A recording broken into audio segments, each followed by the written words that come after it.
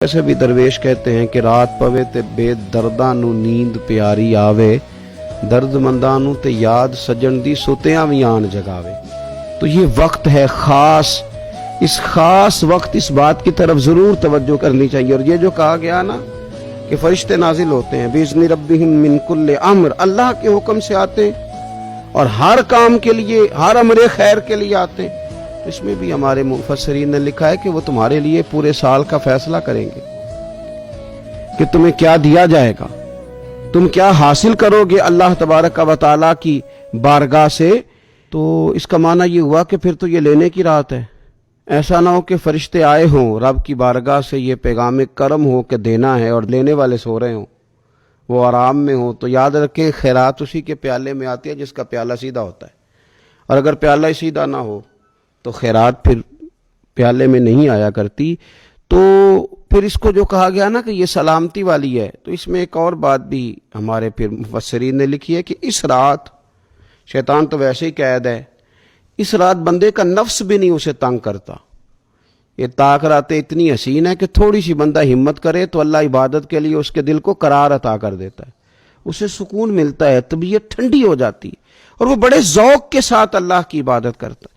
خوب بیداری کا مظاہرہ کریں طاق راتوں میں نے رمضان سے پہلے مشورہ دیا تھا کپڑے وقت پہ خرید لو عید کے، اور وقت پہ سلا لو اور وقت پہ چیزیں لے لو۔ یہ جو خاص دن ہیں عبادت کے، یہ لوگوں کے بازاروں میں گزر جاتے ہیں۔ یہ زیادہ تر وقت ہمارا خریداری میں اور شاپنگ میں اور ایسے مہمل کاموں میں صرف ہو جاتا ہے کہ جن کی وجہ سے یہ خاص چیزیں جو ہمیں میسر آنی تھی ان سے ہم کئی دفعہ رہ جاتے ہیں۔ تو اس رات کرنا کیا ہے؟ زیادہ سے زیادہ کھڑے ہو کے رب کی عبادت کریں، قرآن شریف کی تلاوت کریں، استغفار پڑھیں۔ سیدہ طیبہ طاہرہ حضرت عائشہ صدیقہ رضی اللہ تعالی عنہا نے عرض کی یا رسول اللہ اگر مجھے یہ رات مل جائے تو کیا پڑھوں؟ تو فرمایا عائشہ تم یہ دعا مانگنا، اللہم انکا عفو، اے اللہ بے شک تو درگزر کرنے والا، تحب العفو، اور تو درگزر کرنے کو پسند بھی کرتا ہے، فاعف عنی، ہم سے بھی درگزر فرما، ہمارے گناہوں کو معاف فرما۔ یعنی اس رات اللہ سے درگزر کا سوال کریں۔ جو لوگوں کے سامنے اپنی خطائیں ہوتی ہیں وہ تو ویسے بیچارے ہر وقت معافی مانگتے رہتے ہیں، جن کے پیش نظر اپنی غلطیاں ہوتی ہیں، جو اپنے رب کریم کی بارگاہ میں حاضر ہونے کا ارادہ رکھتے ہیں صاف ستھرا ہو کر، وہ تو ویسے ہی معافی کے طلبگار ہوتے ہیں۔ تو یہ تو خاص چانس ملا ہے معافی مانگنے کا، تو بالکل سستی کا مظاہرہ نہ کریں، بالخصوص وہ لوگ جو اعتکاف میں موجود ہیں۔ نیند تو کسی وقت بھی آ جاتی ہے، آپ دوپہر کو بھی ذرا چپ کر کے لائٹ آف کریں تو یہ آ ہی جاتی ہے۔ آپ سر شام بھی تھوڑا سا کھانا کھانے کے بعد اگر کمر سیدھی کرنے کو بھی لیٹ جائیں تو نیند تو پھر بھی آ ہی جاتی ہے۔ لیکن یہ سنہری قسم کے ایام ہیں، سختی نہیں، پابندی نہیں، فرض نہیں، لیکن اگر شوق کے ساتھ، ذوق کے ساتھ، توجہ کے ساتھ۔ میں ایک مثال دیا کرتا ہوں کہ یہ ہمارے پاس قیمتی دن ہے رمضان کے، ایک عمل کا ثواب 70 کے برابر ہے۔